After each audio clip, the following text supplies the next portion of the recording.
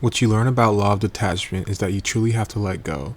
And what I've been learning is that the more you cling on to your ideas of success and your ideas of wealth and all the things that you want in your life, the harder it is to get there. And the quote or the thought that I had that really resonated with me and I wanted to make this video with is whenever you're trying to get to somewhere and you're driving extremely fast and it feels like every car in front of you is just slowing down and they're just getting in your way and the lights are all turning red and you're just asking yourself what's going on, versus when you know you're going to get somewhere, you're kind of driving more efficiently, slowly and smoothly, and it seems like you just get there effortlessly, like you forgot you were even driving but you just knew how to get there. That's how I would compare the two of law of detachment with one another. And somebody asked, like, you know, how do I know where I'm still gonna go? Am I gonna still get there? Like, like you're driving a car. You know where you're going to get to. You know, like you still know where you're getting, but you're just not consciously grasping onto the idea of like, I need to get here so fast.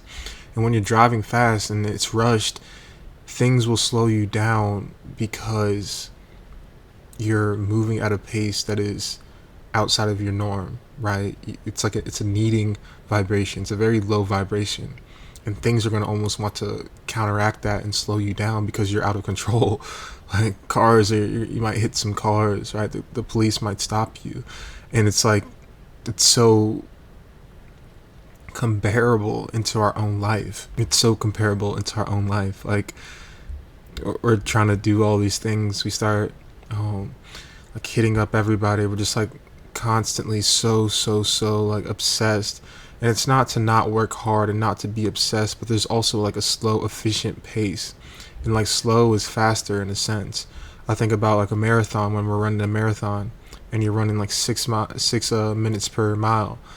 And then you get to a point probably like 2 miles in or 3 miles in, depending on how elite a runner you are, and you have to stop and you slow down, you have to walk. But the person that was running a 10-minute mile pace the whole entire time efficiently finishes it.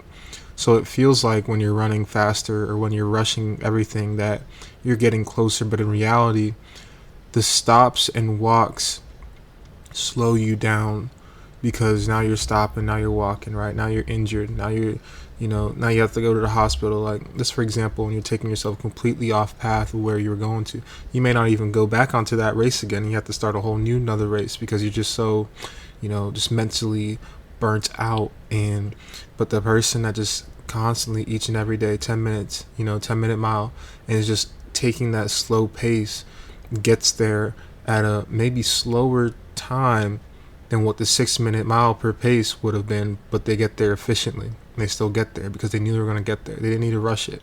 They knew, they've trained, they've prepped, and they just allowed their body to be, rather than just rushing out of our own body. And that's so important. I think just like detaching from honestly like everything in life, because we're not in control as much as we think. Like we can only control our effort and our attitude, and that is the most two important things that we have in this world. Like you can control the effort of where you're gonna go, and you can control the attitude of it, of how you respond to things. And I think that God sees those things. I also really like this quote from one of my favorite TikTokers I watch. His name's Sip Drake. He said, "God, I will control the quantity. Can you just control the quality?" And that resonated with me so deeply because it's so hard sometimes to post. It's so hard sometimes to work out. It's so hard sometimes to get out of my comfort zone. But in the just action of doing, can you control the quality, right? Can I just be present here?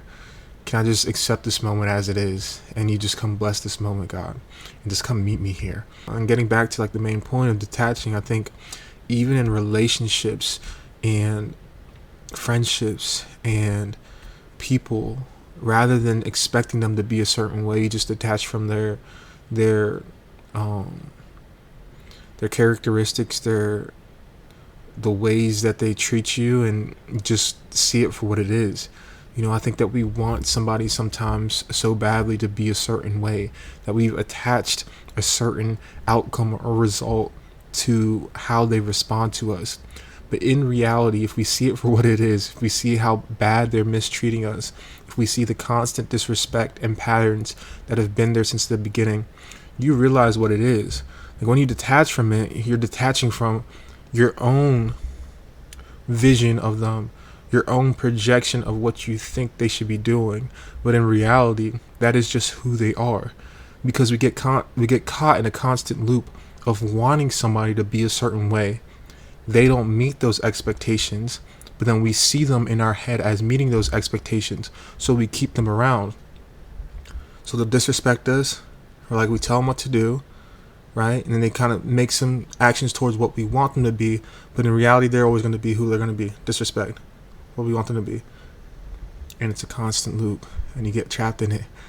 And you finally see after a year, hopefully you're able to see it a little bit earlier, but you see after some time that, oh no, this person is this way. That is who they are. Let me stop projecting my own outcomes to them and just let me be, right? Because we're only in control of what two things we talked about earlier, our effort and our attitude, right?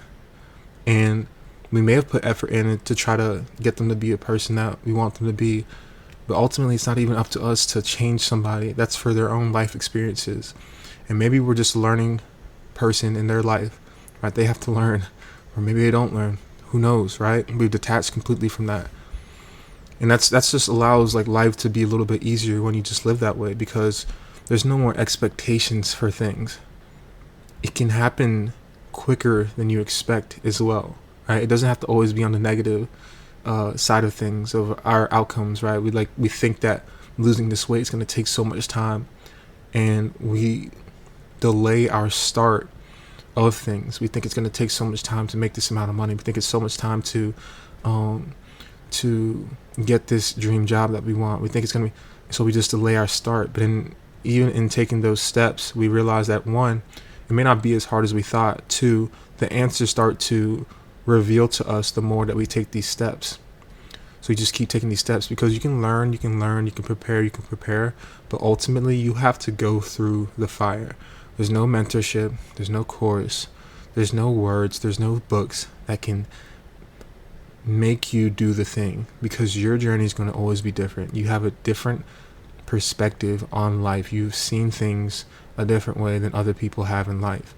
And you can take their thoughts, you can take their ideas, you can get to a certain situation that's similar to somebody else, and then make your conscious decision on what you want to do. But ultimately, their answers are not your answers. Their life is not your life. Like, you are so unique, you are so special in your own life, and you have to realize that whenever you get to a certain point.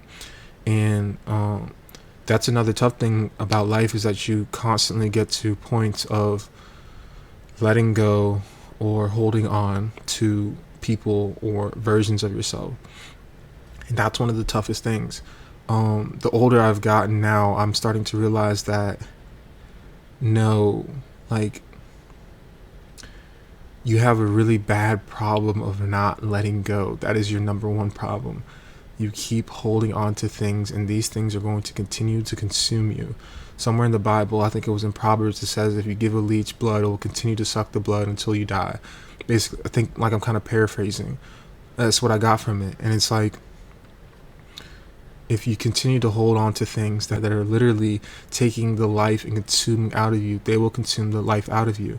And that's where we go back to that constant loop of thinking things will be a certain way because we attach ourselves to them and we attach our projections to them. But that is not reality.